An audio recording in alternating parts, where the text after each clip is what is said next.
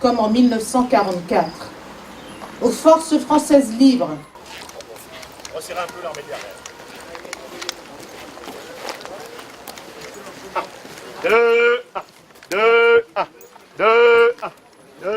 Mesdames, Messieurs, chers amis anciens combattants, le 8 mai 1945, l'Europe, après 6 années de guerre, retrouvait la paix par l'arrêt des combats. Plus de 60 millions d'êtres humains ont été tués ou exterminés dans le monde. D'un monstrueux et sanglant appareil politique qui engendra directement ou indirectement la mort des dizaines de millions d'êtres humains, soldats, civils, prisonniers de guerre, résistants, et l'extermination de 6 millions de juifs, d'un grand nombre de tziganes et d'asociaux lors des combats ou dans les camps de concentration ou d'extermination. C'est essentiellement l'alliance des efforts des armées anglo-américaines et soviétiques qui écrasèrent les forces de l'Axe, Allemagne, Italie et Japon. Le 8 mai 1945, toutes les cloches des églises sonnèrent officiellement la fin de la Deuxième Guerre mondiale. C'est grâce à la valeur d'un général de Gaulle, l'homme du 18 juin 1940, qui a su redonner espoir aux Français. Après la défaite de notre armée, en leur choisissant de continuer la lutte par cette phrase restée célèbre: la France a perdu la bataille, mais elle n'a pas perdu la guerre. Vive la France, vive la République une et indivisible. Que l'on se souvienne de la symbolique de cette date 8 mai 1945. Ce matin, je suis heureux, très heureux de voir Waro Kaliani, jeune lycéenne de lycée Lupalien, Corée Alice, le maître Chloé, le maître Quentin. Ces 4 jeunes sont là parmi nous et je souhaite que ces 4 jeunes fassent passer un message à travers leurs camarades, leurs amis et leurs familles.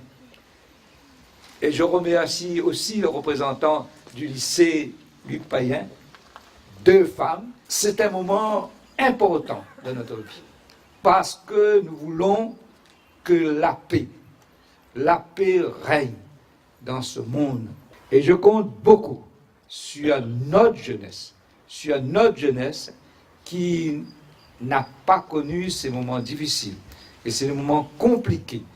Et je crois que ce matin, c'est une grande leçon qu'on nous donne à travers cette manifestation du 8 mai 1945. Je crois que j'ai confiance en vous et que le message sera passé à travers les établissements scolaires, à travers les lycées, à travers les collèges, et c'est très important pour nous, la jeunesse. Aujourd'hui, c'est un grand moment pour le monde entier et pour nous à Saint-Paul. 69e anniversaire de la victoire du 8 mai 1945. Message de M. Kader Arif, secrétaire d'État, auprès du ministre de la Défense, chargé des anciens combattants et de la mémoire. Aujourd'hui, la France est rassemblée pour commémorer la fin de la Deuxième Guerre mondiale en Europe.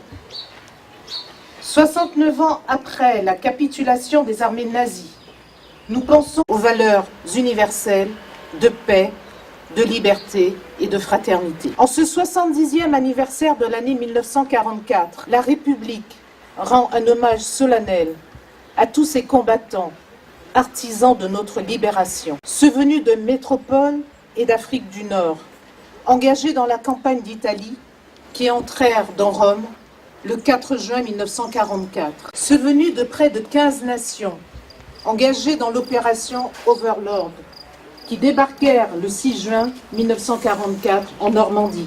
ceux sous le commandement du général Delattre, venu de métropole. Le général de Gaulle l'a dit en ces termes ce jour-là. Pas un effort de ces soldats, de ces marins, de ces aviateurs, pas un acte de courage ou d'abnégation de ces fils et de ces filles, pas une souffrance de ces hommes et de ces femmes, prisonniers, pas un deuil, pas un sacrifice, pas une larme n'auront été perdus. 70 ans après, nous pensons aussi à tous ceux que les champs de bataille et la répression menée par l'occupant n'ont pas emportés, à tous ceux qui sont revenus des camps de concentration et d'extermination, nous conter l'horreur. Ce souvenir est un devoir et une nécessité. C'est pourquoi les anciens combattants et les anciens résistants seront mis à l'honneur.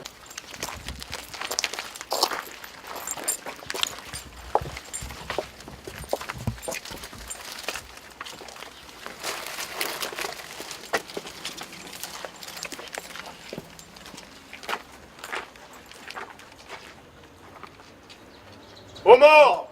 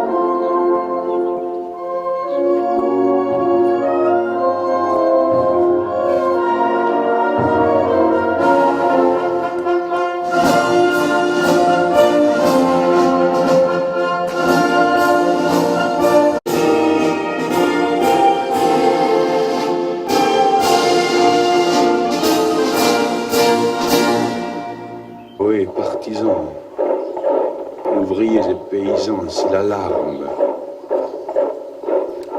Ce soir, l'ennemi connaîtra le prix du sang et des larmes.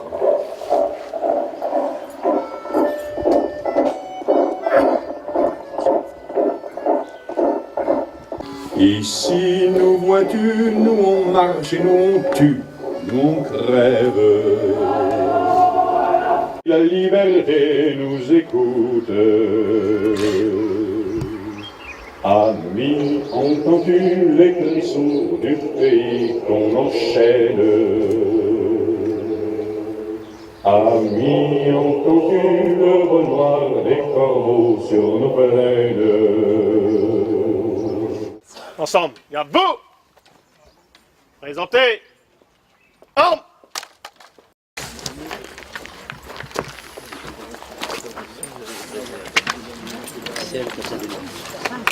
Merci de nous rendre visite à ça.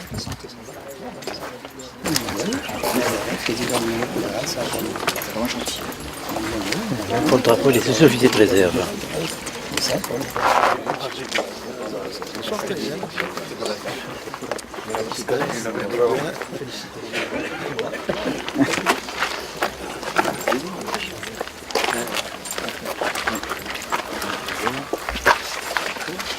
Une invitation à venir commémorer avec les anciens et permettre aux élèves aussi de se raccrocher à cette histoire. La fin de la guerre. Oui, c'est quand même un événement important. Oui, mon grand-père, mon arrière-grand-père. Pour la fin de la Seconde Guerre mondiale. Je suis là pour la fin, pour l'armistice du 8 mai. Voilà. Je suis là pour le 8 mai. Alors ces deux guerres mondiales que vous avez citées, c'était des conflits qui ont fait de nombreuses victimes. Et si on évoque la Seconde Guerre mondiale, c'était plus de 62 millions de victimes, 62 millions de victimes, ça nous rappelle à peu près le chiffre de la population nationale de la France. C'est vous dire l'importance de cette perte en vie humaine. Et symboliser ces conflits mondiaux, c'est aussi rappeler les grandes valeurs de la République, les valeurs de fraternité, de solidarité, mais c'est aussi commémorer la paix. Et quel plus bel exemple que de commémorer aussi l'Europe qui symbolise cette paix, puisque nous avons aujourd'hui une Europe faite de nombreux États membres. Et cette paix, elle a été au prix de nombreuses victimes. Et les jeunes générations doivent mesurer le parcours qui a été franchi et que cette paix soit effectivement inscrite dans nos principes, dans les principes universels et qu'elle perdure le plus longtemps possible. Une présence nécessaire pour qu'on se souvienne de la symbolique de cette date 8 mai 1945 et nous avons associé des lycéens de lycée Lupayen pour que cette commémoration soit une commémoration très importante.